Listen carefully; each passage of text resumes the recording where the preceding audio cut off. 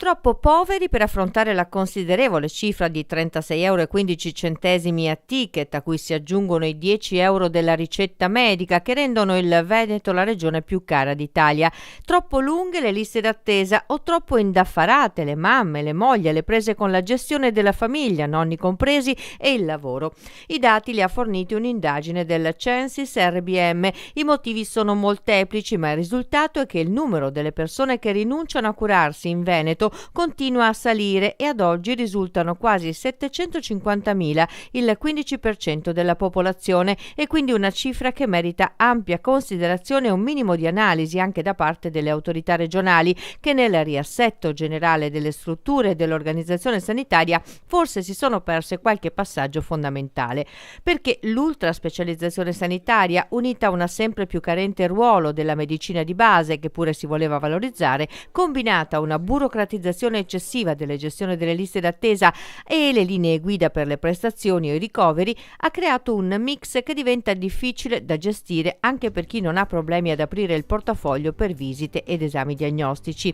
E che si sia passati dalle suggestioni a un problema concreto lo confermano ormai parecchie evidenze. Conti alla mano, la riduzione in 4 anni delle entrate da ticket per la specialistica ambulatoriale e il pronto soccorso, calata in 4 anni di 25.000 € e contemporaneamente, in particolare tra il 2015 e il 2016, il crollo delle prestazioni di specialistica ambulatoriale, 5 milioni in meno, probabilmente a causa delle liste d'attesa, in questo caso troppo lunghe, con una media di poco superiore ai 33 giorni contro i meno di 6 del privato, dato in recupero nel 2017. In questo quadro cresce quindi l'accesso alla sanità privata, a cui si rivolgono non solo persone facoltose. I dati mostrano infatti che sono quasi 2/3 le persone a basso reddito che si sono dovute pagare le terapie, e tra questi il 40% sono pazienti cronici, il 14% non autosufficienti, l'11% malati gravi e il 67% donne.